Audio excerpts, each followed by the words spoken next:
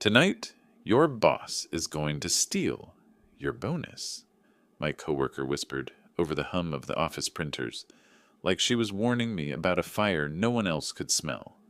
I didn't laugh. I didn't dismiss it, because by then I already knew she was right. This isn't just another workplace gripe. It's a story about how far corporate predators will go, and how far I went to make sure the predator didn't just choke on my bonus, but lost his own.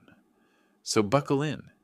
If you're new here, hit that subscribe and like button, because this is going to be a ride. The week before Christmas, our office looked like a sad mashup of holiday cheer and end-of-quarter panic.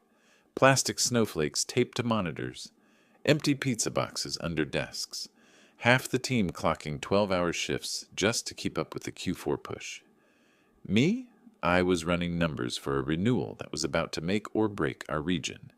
A 7-figure client, 2 years under my wing, signed on the dotted line at 11:55 p.m. on the last eligible night. That renewal alone was supposed to lock my bonus. It should have been my victory lap, but that's when the whispers started. Have you noticed your numbers look light in the dashboard? One coworker asked me in the kitchen. Weird, right? Weird didn't cover it. My book deals looked fine in Salesforce, but by the next morning, some of them were tagged as team assists, which meant, poof, my commission weight dropped. Guess whose ID popped up as the lead on those same accounts? My boss's. At first I thought maybe it was a bug, but then I overheard him bragging to another manager in the hallway. Yeah, sometimes you have to reclassify deals at the end of the year to make sure the pool is allocated fairly. Translation, he was siphoning my work into his column. I confronted him once, casually, asked if he'd seen discrepancies in the dashboard. He didn't blink. The system's complicated. You wouldn't understand. His hand was already on my shoulder. Patronizing squeeze, fake smile. Focus on the pipeline. I'll handle the reporting. That was the moment I realized 2 things. 1, he wasn't sloppy. He was deliberate. 2, if I didn't outplay him, I was about to lose tens of thousands of dollars. Now, people outside corporate life think bonuses are extra. That's not how it works. At my level, the base salary is designed to keep you just comfortable enough not to quit. The bonus is survival. Rent, savings, healthcare, everything I'd been grinding for. And here was this man, earning triple my base, about to erase my year with a single keystroke. So when my coworker leaned in and whispered that line, "Tonight, your boss is going to steal your bonus," I felt my stomach turn, but not from surprise. I'd already started preparing for the hit. Here's how the setup looked. He had access to a hidden performance reconciliation dashboard. Only managers could see it. That's where the reclassification happened. He scheduled remediation conversations with underperformers in December, right before bonuses locked. Once you were flagged as remediation, you lost bonus eligibility. He liked plausible deniability, never wrote anything in email, always verbal, always casual. So I decided to do the opposite. Document everything. Every Slack DM, every call recap, every single approval he gave me on deals. Screenshotted, time-stamped, exported as PDF, saved to a private, encrypted folder. And I had one more card up my sleeve, the renewal date. That monster client deal I'd been shepherding for months. I scheduled the final signature to hit just minutes before the cutoff, and I got him to approve it twice. Once in Slack, once in email. 2 different numbers. He didn't notice. Because why would he? To him, I was already a write-off. That night, the office was nearly empty. Just the glow of monitors, the hum of the HVAC, and him. Door cracked, light on, eyes glued to the reclassification dashboard. At 11:38 p.m., I watched my renewal disappear from my ID and reappear under his, the last stroke of the knife. I didn't say a word. I didn't storm in, because what he didn't know was that I'd already set a trap, and the second he hit submit, he handed me the rope that would hang him. That's where I'll pause this part of the story, because what happened next wasn't just revenge. It was policy, law, and karma. snapping back harder than any boss expects when they think they're untouchable. Stick around for part 2. If this sounds like the kind of story corporate villains hope never gets told, make sure you're subscribed. Trust me, you'll want to hear how the trap closed. If you've ever worked in sales, you know quotas are supposed to be hard but clear. You hit your number, you get your bonus. Simple math. Except in my office, math bent whenever my boss needed it to. It started small, almost invisible. Week 49 of the fiscal year, I got an email titled Updated Metrics for End-of-Year Payouts, the kind of thing you barely skim at first. But when I compared it to the version from a month earlier, the numbers didn't line up. The quota for my vertical, enterprise renewals, had jumped by 12%, not for the whole year, just for the last quarter. Imagine running a marathon, crossing mile 25, and someone casually moving the finish line another 3 miles ahead. That's what it felt like. I brought it up in our one-on-one. Hey, this quota update, was this a company-wide change? He didn't look up from his phone. Performance-based adjustments. Don't worry about it.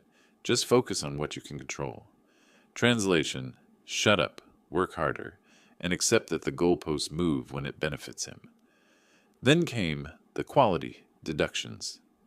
That's when I knew I wasn't paranoid.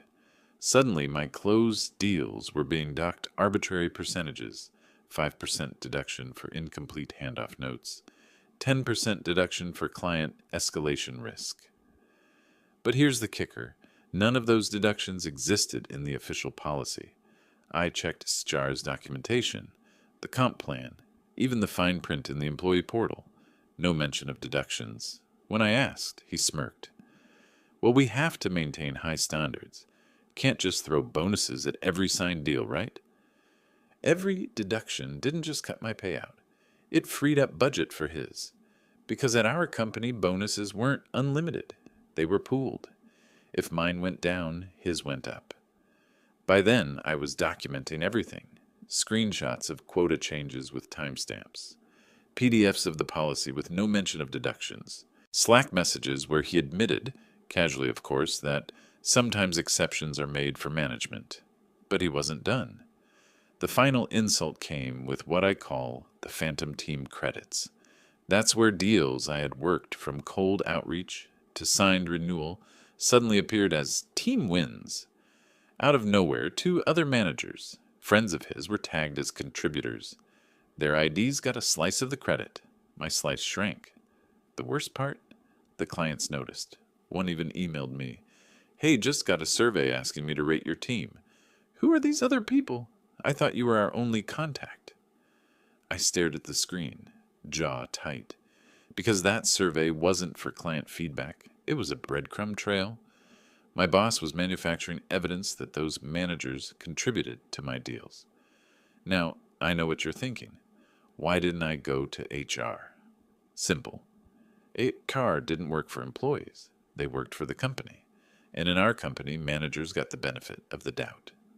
Always. If I'd walked into HR and accused him without proof, I would have been branded difficult, maybe even uncoachable. Career suicide.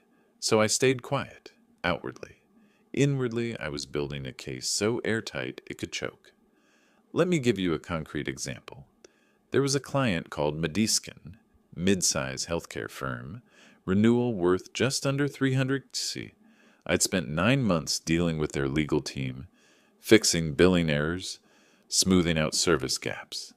The renewal came in on time, full amount, signed. When I checked Salesforce the next morning, guess what? My name was gone. The deal was labeled Joint Contribution Cross-Functional Alignment. 2 new names attached. Mine still there, but weighted down to 40%. I printed the before version of the dashboard, then printed the after, side by side. Dated, time-stamped, identical deal ID, just a different story. That's when it clicked. He wasn't sloppy at all. He was running the system. By mid-December, I had a stack of evidence thick enough to make a compliance officer salivate. But it wasn't enough just to prove he was crooked. I needed to time it so when the trap closed, it didn't just save my bonus. It destroyed his. So I baited him. Remember that seven-figure client I mentioned in part 1? The renewal I lined up for 11:55 p.m. on the last night? I deliberately left a couple of errors in the file. Nothing critical, just small inconsistencies. Enough to tempt him. I got him to sign off on the deal twice. Once approving the original number, once approving the corrected number. Both versions filed, both time-stamped, both carrying his digital signature. On paper, he had validated 2 different truths, and once compliance saw that, they'd have to act. Meanwhile, whispers around the office grew louder. Coworkers DM'd me things like, "Hey, did you notice he reviewed my numbers too? Weird. I hit quota, but got flagged remediation. Be careful. He tanked Sarah's bonus last year and she quit." The man was running a mini empire of theft under the guise of performance management, and everyone was too scared or too broke to fight it. But I wasn't scared anymore, because I had something he didn't, a plan. And as the clock ticked closer to the bonus deadline, I knew the night was coming when he'd make his final move. He'd steal the deal, flip the credits, submit the reallocation form. And the second he did, the trap I'd built would spring. That's where part 2 ends, because part 3 is when I finally uncover his shadow dashboard, the secret tool he used to rob me blind, and how I turned it against him. Don't miss it. Like, subscribe, and keep watching, because the shadow dashboard is where this whole story stops being office politics and turns into corporate warfare. By this point, I knew my boss wasn't freelancing. He wasn't just nudging numbers in Excel like some desperate manager. No, he had a system, something hidden. And then one night, I found it. It was buried 2 folders deep inside our intranet, under a bland label. Performance Reconciliation Portal. Not searchable, not linked anywhere. Accessible only if you had the exact URL. How did I find it? Pure accident. I was digging through a cache of shared bookmarks from a former manager, someone who had quietly resigned last year, after, you guessed it, a bonus dispute. In that archive was a single broken link. I copied it, tweaked the last digits, and suddenly I was staring at a login screen I'd never seen before. I tried my credentials, access denied, but then I remembered something. My boss had once forwarded me a deck with a weird attachment icon. I'd saved the file, opened it, and there it was, embedded metadata with a URL slug that matched the portal. On a hunch, I stripped the suffix, and boom, the dashboard opened. What I saw made my blood run cold. Every deal in the region was listed, not just mine, everyone's, with 2 sets of fields, official attribution and manager adjustments. Guess which one dictated bonuses? In manager adjustments, I saw my deals relabeled as assist. I saw risk factors that didn't exist. I saw coworkers downgraded to partial credit, on accounts they'd fully closed. It was theft, but bureaucratized. The kind of theft that looks clean to outsiders because the numbers still add up. And there in the top right corner, a toggle. Visibility, manager only. No wonder nobody could prove anything. We weren't meant to know this screen existed. I needed proof, but screenshots weren't enough. If I just slapped JPEGs in front of HR, they'd say, "Looks doctored." So I went deeper. The portal had an export function, CSV. When I pulled it, the metadata included user IDs and timestamps, which meant I could see exactly who changed what and when. Guess who was the most active editor? My boss. Dozens of entries in the last 90 days. Every time he adjusted attribution, the system logged his ID. Ironclad. I printed the CSV, watermarked it, locked it away. That was my bullet. But I wasn't done, because if I was going to trap him, I needed to bait him into making one last undeniable adjustment, with me watching. So I ran an experiment. I created a pilot deal with a low-value client. Nothing huge, just $8,000. I booked it late one night, fully signed, everything above board. Next morning, I logged into the shadow dashboard. Sure enough, at Cerrojoso 1, the deal flipped, from my ID to his. That's when I realized the man wasn't even waiting. He had an automated rule running in the background. Anything that closed after 8 p.m., redirected to his column, he was siphoning deals in his sleep. The rage I felt in that moment is hard to describe. 9 months of my life bent over spreadsheets, emails, client calls, and with one invisible toggle, he could just drain it. But rage doesn't win. Documentation does. So I sat there, fists clenched, and kept pulling logs. Each log was another nail in his coffin, another adjustment with his fingerprint on it, another entry I could bundle into the compliance package I was quietly building. Still, I knew evidence alone wasn't enough. I needed timing. I needed him to steal the big deal, the $1 million renewal, while my trap was armed. That's why I scheduled it for 11:55 p.m. on cutoff night. Why I left just enough errors to make him feel confident stepping in. Why I baited him with 2 approvals that contradicted each other. Because once he touched that renewal in the shadow dashboard, the system would capture it all. His user ID, the timestamp, the override from my name to his. And I'd already set up a forwarding rule that would shoot that log straight into the compliance inbox. Automated, irrefutable. He thought he was robbing me. In reality, he was pressing the detonator. Meanwhile, in the office, tension crackled. Coworkers whispered about their own missing credits. One guy joked, "Careful, he's Santa with a shredder. He decides who's naughty or nice." They laughed. I didn't. Because I knew I was about to expose Santa's entire workshop. That night, when I refreshed the dashboard and saw my renewal reclassified under his ID, I didn't panic. I smiled. Because what he didn't know was that the shadow dashboard had just flipped from his weapon to my evidence, and the trap I'd built was now locked shut.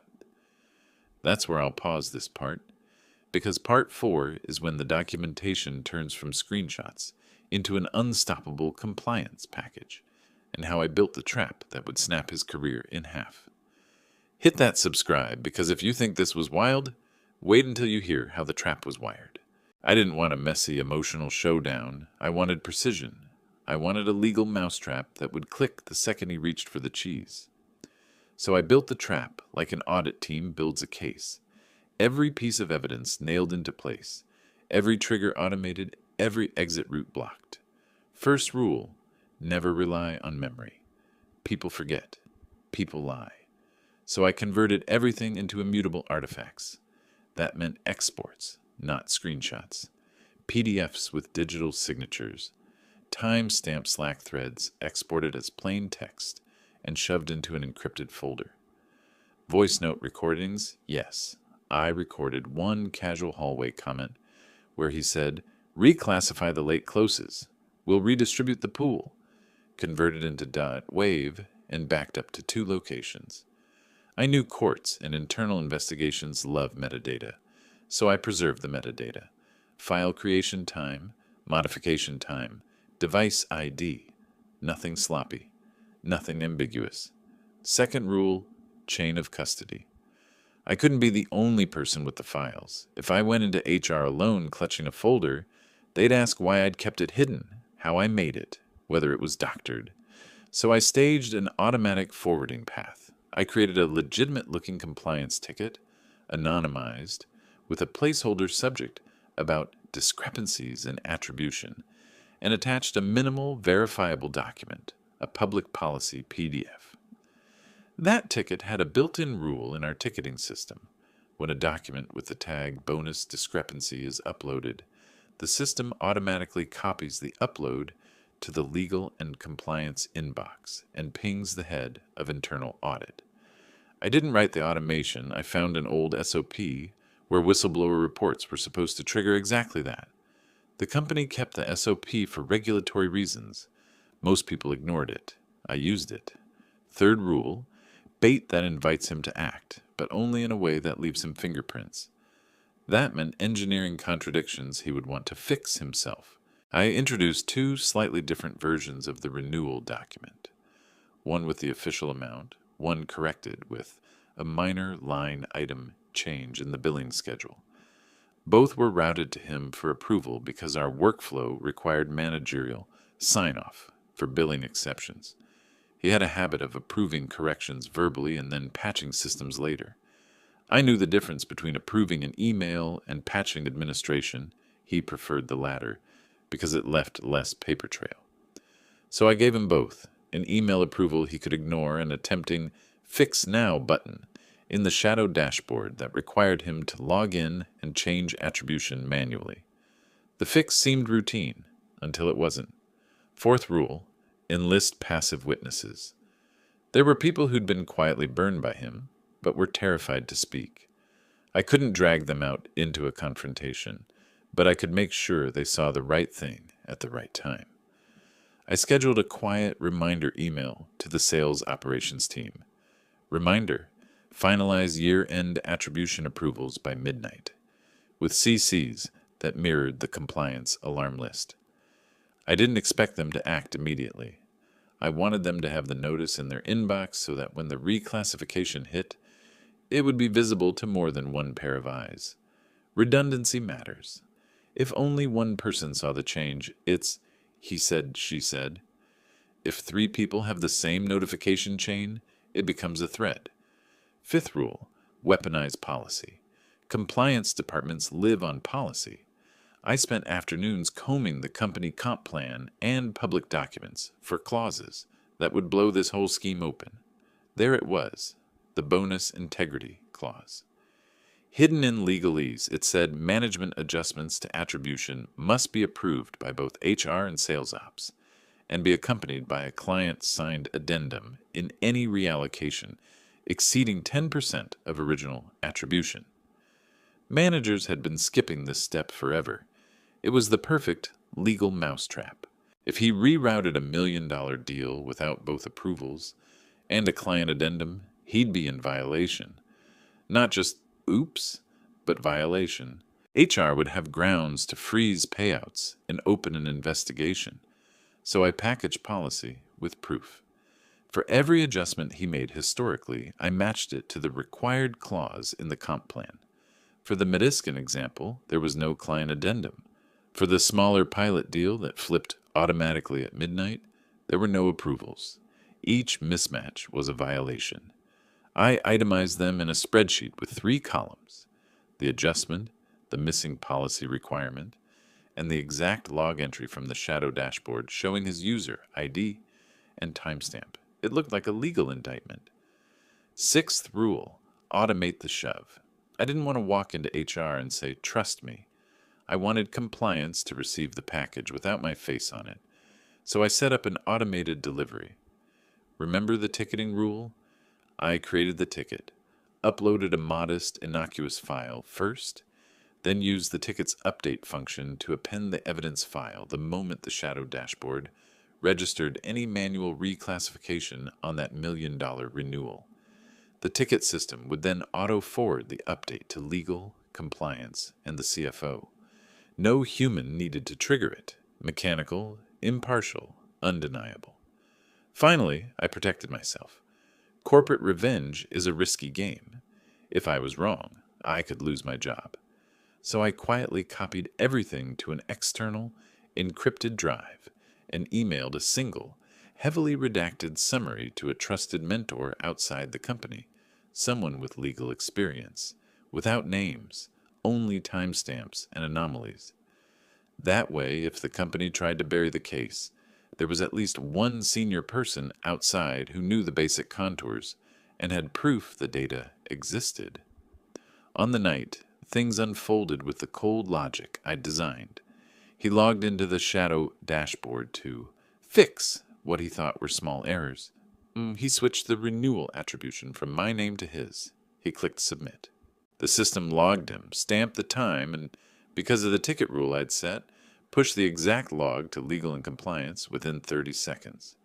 The CSV export, the client documents, the contradictory emails, everything I had bundled attached like a noose.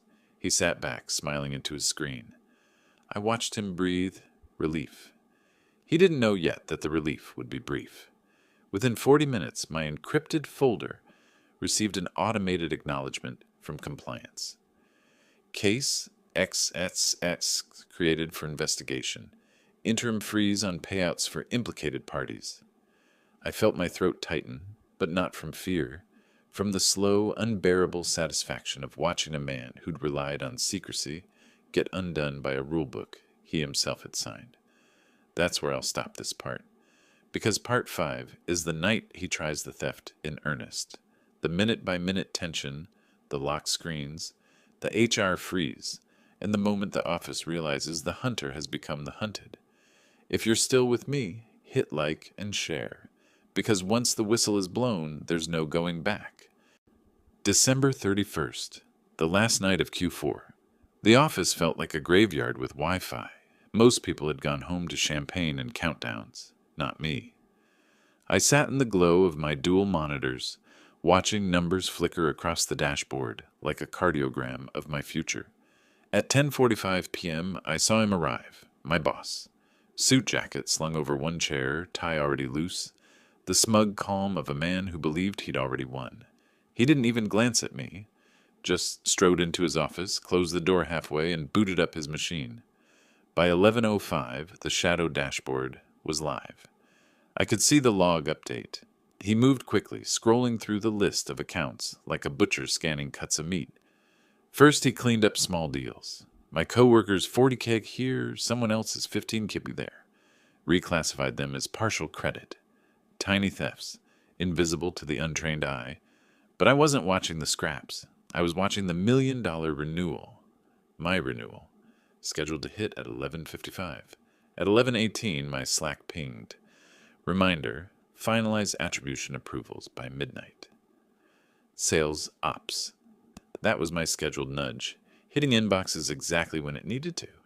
He ignored it. 11:27, he initiated what the system called a performance remediation notice.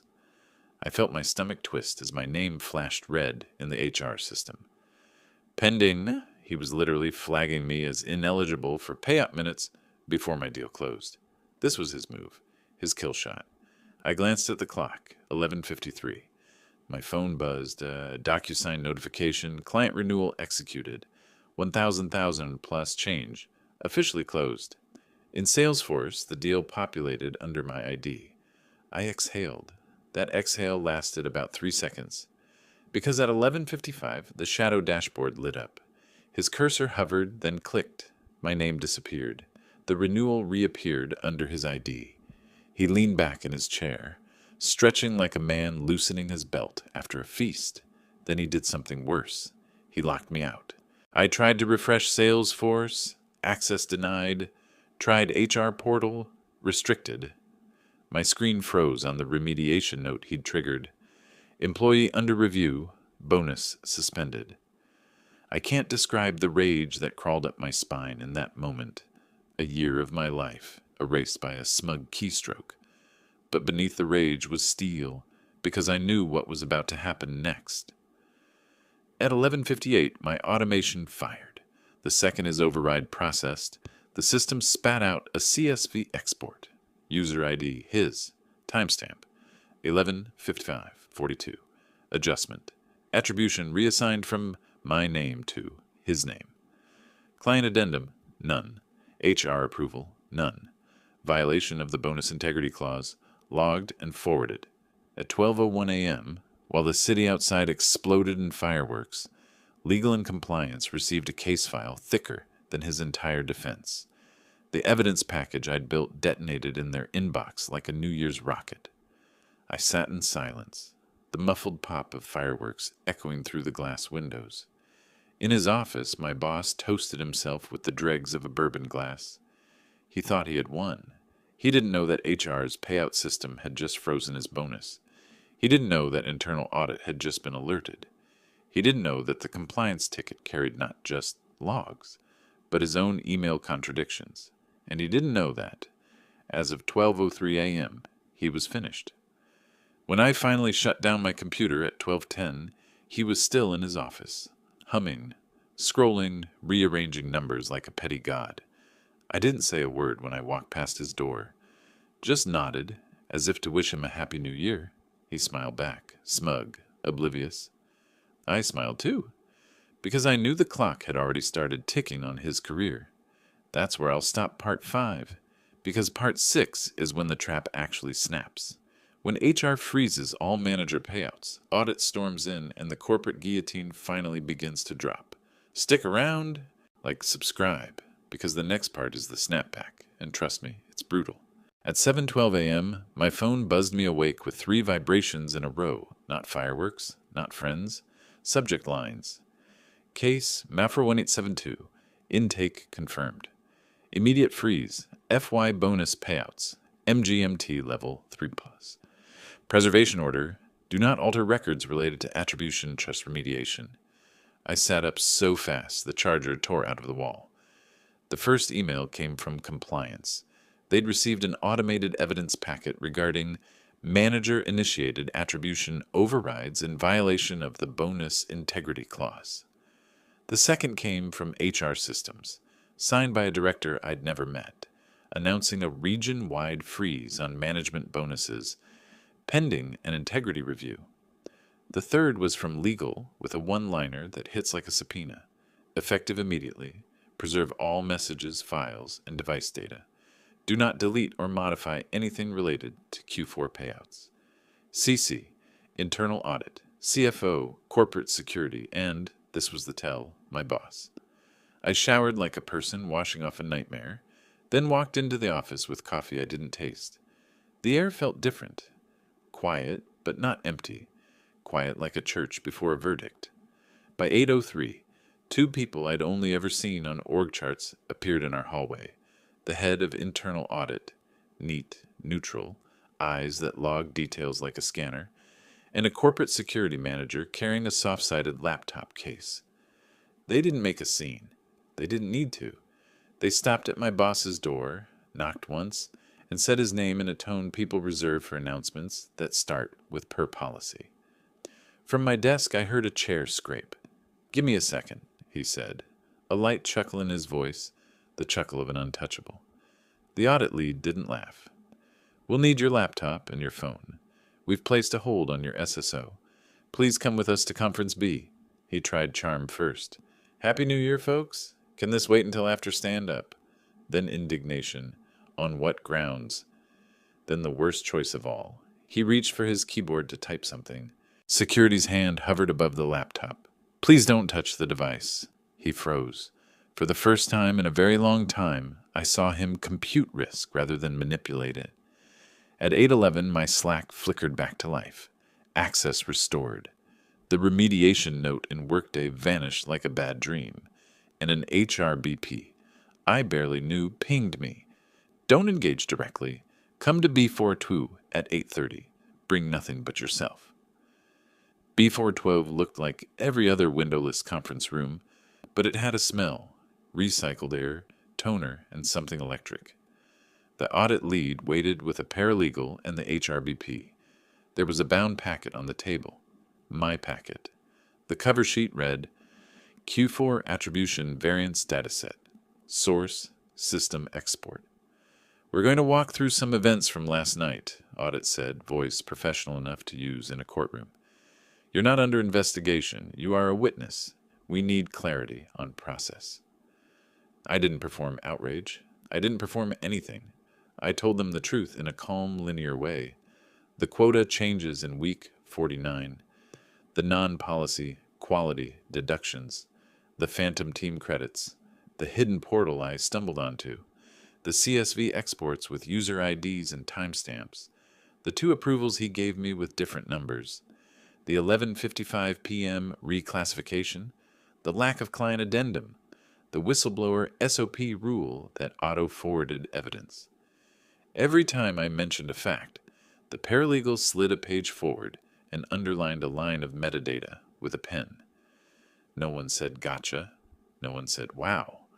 They just built a bridge of facts from my mouth to their binder. HRBP asked the only human question in the room, "Are you safe to perform your job today?" "I can do my job," I said. "I couldn't do it last night." Audit nodded once, then clicked a remote. On the wall, the shadow. Dashboard, projected from a mirrored forensic image IT had already pulled. They replayed the audit trail like game film. At 11:55:42 p.m., his user ID overrode my attribution. At 11:56:04, he toggled remediation pending in HR. At 11:57:19, he adjusted two other reps deals, down by 10% each. And at 12:17, my automated compliance packet hit legal's inbox with the policy citation highlighted in yellow. Under Section 9.3, the paralegal read, any manager-initiated reallocation exceeding 10% without pre-approval by HR and sales ops and without a client-signed addendum constitutes a violation of bonus integrity standards and disqualifies the manager from variable compensation eligibility for the plan year. She didn't look up when she finished. She didn't need to. At 9:02, my boss was led past the glass. Not frog-marched, not handcuffed. Corporate discipline doesn't do spectacle. It does inevitability. He stared ahead, the way people stare at hospital ceilings, and followed them down the hall toward a small room with frosted windows. Sales ops popped his head into B412 at 9:10 with the sheepish grin of someone stuck in a storm they didn't make. We're reprocessing Q4 credits. Expect corrected numbers EOD. The freeze stays until audit signs off. Copy, audit said. We'll need cross-checks against client signatures for any reallocation greater than 10%. Sales ops nodded like a bobblehead and left. At 9:22, the CFO's all-company Slack post hit every screen in the building. Reminder, our compensation is governed by policy and law. Any attempt to tamper with performance, attribution, or eligibility is a serious breach. An integrity review is underway for our region. Do not speculate. Do not delete records. Cooperate fully. My DMs lit up like a switchboard. Is this about him? They froze his bonus? I thought this was an urban legend. Did you do something? I typed nothing. The only message I sent was to the HRBP. I'll be at my desk. Back there, the numbers started to move like a tide-changing direction. Deals that had been carved into partials swelled back to full credit. Team assists dissolved. I watched my $1 million renewal blink, then relock under my ID with a small green tag. Audit verified. The remediation flag that had tattooed my file for 7 minutes during the theft evaporated entirely. In its place, a tiny gray note added by HR appeared, visible only to me. Ineligible remediation request voided per investigation. He was still in the frosted room. At 10:03, corporate security sent a note to our floor. We will be collecting devices from certain personnel. Please do not interfere. The techs arrived with padded cases and anti-static bags. Professional, quiet, unfailingly polite. They unplugged his docking station and slid it into a case with a label and a barcode. The scene looked surgical. Soon after, HR emerged with him. No jacket this time. Just crisp silence. He didn't look at me. He didn't look at anyone. Security walked beside him like ushers. At the elevator, someone from legal handed him a single-page letter and a small white envelope. He read the page. He opened the envelope. He stared at his badge. The head of audit held the elevator door with 2 fingers until he stepped in. The doors closed like a final sentence. I didn't cheer. No one did. We all just exhaled the same breath at once, like a building releasing steam. By noon, internal audit had finished the first pass. HR sent interim remediation to 2 managers who had benefited from his adjustments. Not fired, not yet, but sidelined, access limited, approvals revoked, payouts withheld. A domino line of pending statuses appeared across their names, where titles used to carry weight. At 12:37, my HRBP pinged me again. Please come by. She was waiting with a small, matter-of-fact smile and a spreadsheet that had my name on it. We reissued your bonus based on audit-verified attribution, she said. Additionally, the CFO approved a retention adjustment. You'll see 1.5x of the original amount reflected as an off-cycle deposit. Taxes will be, unfortunately, taxes. I let out a laugh I didn't know I'd been holding. It sounded like a cough. When? Funds hit tonight. Off-cycle run at 8 p.m. She slid a piece of paper across the table. Not ceremonial, just a number and a date. Also, if anyone retaliates, anyone message me in legal simultaneously. That's not a courtesy. That's a direct request. I nodded. I won't make noise. Make all the noise you want, she said. Just send it to us. On my way back to my desk, people did that thing humans do after a storm. The tiny nod, the brief touch on the forearm, the thank you mouthed rather than spoken. A coworker placed a sticky note on my monitor like a confession. He did it to me last year. I didn't know how to fight.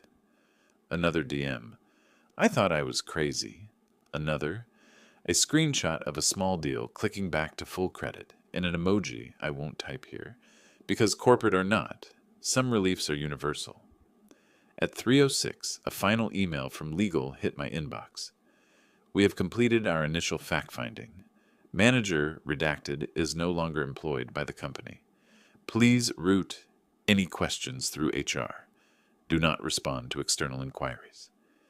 I swiveled in my chair and looked out across the rows of monitors, the fake plants, the little holiday decorations people hadn't bothered to take down yet. The building had been bleeding quietly for years. That afternoon, the bleeding stopped. If you've gotten this far, you already know I'm not here to moralize. I'm here to say that systems can be turned on the people who weaponize them if you're patient, meticulous, and a little bit mean in the right places. If this helped you exhale even a little, hit like, subscribe, share it with the one person who needs to hear it. I shut down my computer at 6:01 p.m., picked up my scarf, and finally walked out into a city that felt like it had turned its noise down to a tolerable hum. I couldn't shake the feeling that the walls themselves were listening. Every conversation at the office felt like it had double meaning now. Every laugh in the break room was too sharp, too knowing. My boss walked around with his usual fake confidence, but I noticed the tension in his jaw, the way his hands twitched when he adjusted his tie. He knew something was slipping from his control, but he didn't yet understand how fast. That morning I caught a glimpse of the HR director leaving his office, her expression unusually serious. Normally, she smiled at everyone like a professional mask was glued to her face. But today there was only silence and a flicker of irritation in her eyes. My boss slammed his door a little too loudly behind her. Whispers spread like wildfire. Something was brewing, and it wasn't good news for him. Meanwhile, I kept my head down and worked, though inside I was replaying every word my coworker had told me. Tonight, he's going to take your bonus. That betrayal wasn't just about money. It was about dignity, about months of effort being erased because someone at the top wanted to fatten his own wallet. He thought no one would notice. He thought I was powerless. At lunch, a few of us gathered in the cafeteria. The tension was so thick you could almost taste it. One colleague leaned closer and whispered, "Check your emails." I pulled out my phone and saw the message. A mandatory end-of-quarter meeting at 6 p.m. Same day my bonus was supposed to be finalized. My pulse spiked. This was it. But there was something my boss didn't know. I'd been quietly documenting everything. Copies of emails where he redirected funds, spreadsheets he manipulated, messages where he bragged about cutting unnecessary costs to impress the higher-ups. He probably assumed I was too naive, too focused on my workload to notice. He was wrong. The rest of the day crawled by. Every tick of the clock seemed louder. By 5:45, the conference room was filling up. The air was heavy with the smell of coffee gone stale and too many bodies packed into a room that suddenly felt smaller than ever. My boss stood at the front, slick smile in place, trying to look like a man in control. He started with his usual speech about team effort, about tight budgets, about how we all need to make sacrifices. The words tasted bitter even as he said them. Then he moved to bonuses. He pulled out a list, printed on crisp paper, and announced in his best managerial tone that, due to unforeseen circumstances, adjustments had to be made. My name wasn't on the sheet. My stomach clenched, but I stayed perfectly still, my face unreadable. A murmur spread through the room. People exchanged glances, some sympathetic, others simply curious. My boss looked pleased with himself. mistaking my silence for defeat. That was his first mistake. When he asked if there were any questions, I raised my hand. His smirk faltered for the briefest second. "Yes," he said, his voice just a shade too tight. I stood up slowly, my heart hammering, but my voice steady. "Actually, I do have a question," I began. "Could you explain why my performance metrics, documented in these quarterly reports, place me in the top tier, yet my name is missing from the bonus list?" The room froze.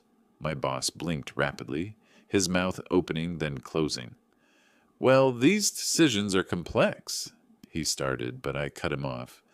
"Because if it's a budget issue, I can provide evidence that funds were reallocated improperly." I pulled out a folder I'd kept in my bag, including signed approvals from you, showing transfers that don't align with company policy. The silence was deafening. My coworkers were wide-eyed, my boss's face drained of color. Someone near the back let out a low whistle. I didn't sit down. I placed the folder on the table in front of the HR director, who had attended the meeting quietly, as if she'd been waiting for this moment. Her eyes flicked through the papers and her expression hardened. My boss stammered, tried to laugh it off. "This is a misunderstanding, I'm sure." But it was too late. The room had shifted. The power he'd lorded over us cracked, crumbled right there in front of everyone. He wanted to humiliate me, to strip me of my bonus in silence. Instead, I'd dragged his greed into the light, and the night wasn't over yet. By the time I left the conference room, my boss was no longer strutting. He sat hunched, sweating under fluorescent lights, while the HR director and the audit liat whispered firmly at his side. My folder lay open in front of them, every page like a nail hammered into his coffin. He tried to protest, but every word sounded smaller, hollower, until finally he shut his mouth. The rest of the office buzzed like a hive. People whispered in clusters, pretending to type, but all eyes followed me as I walked calmly back to my desk. For once, no one looked at me with pity or caution. They looked at me with something sharper, respect. By the next morning, it was official. A company-wide email landed in our inboxes at 9:04 a.m. Effective immediately, manager's name is no longer employed with the company. Leadership will ensure continuity of operations during this transition. Please direct all inquiries to HR. No sympathy, no euphemisms, just a clean surgical cut. At 10:15, my corrected bonus hit my account. The number glowed on my phone screen. Not just what I had earned, but 1.5x, a retention incentive, they called it. I leaned back in my chair, staring at those digits. For the first time in a long time, I felt like the company had acknowledged me as more than disposable labor. But even as the relief washed over me, I knew better. Companies don't change because one manager's caught. They adapt, patch the hole, and keep the machine running. And I was done being fuel for their machine. At 3 p.m., I got a LinkedIn message from a competitor I'd spoken to months earlier. They'd seen the shakeup. News like this travels fast in our industry. "We hear you handled a tough situation with creativity," the recruiter wrote. "Interested in a conversation? We're prepared to beat your current package with equity included." I didn't reply immediately. I closed my laptop, went outside, and sat on a bench in the weak winter sun. For a few minutes, I just breathed. After weeks of tension, of documenting, of waiting for the trap to spring, my body was finally catching up to the fact that it was over. Or almost over. Because that evening, around 8:47 p.m., I got an email from a personal account I didn't recognize at first. The subject line, "I'm sorry." It was him, my ex-boss. He wrote about misunderstandings, about pressure from upper management, about how sometimes you have to make hard choices. He even tried to frame it as mentorship. I only wanted to push you harder, to make you stronger. The final line was almost pathetic. If you could send me a LinkedIn recommendation, it would mean a lot during this transition. I stared at the screen, laughing softly in disbelief. After everything, he wanted me to help him rewrite his reputation. I hovered over the reply button. For a split second, I considered unleashing all the rage I'd bottled up. But then I thought of something better. I marked the email as phishing. Let his desperate apology sink into the same digital void as the scams and spams it deserved. Then I opened LinkedIn, not to recommend him, but to update my own status. Excited for new opportunities in 2024. Within minutes, recruiters were in my inbox. By the next morning, the competitor sent me an official offer letter, 20% higher base, 2x bonus potential, and stock options. I signed it with a smile. On my last day, I cleared my desk, slid a small note under my keyboard, and left the office without ceremony. The note wasn't for me. It was for whoever sat there next. Just 3 words, written in black pen. Document everything.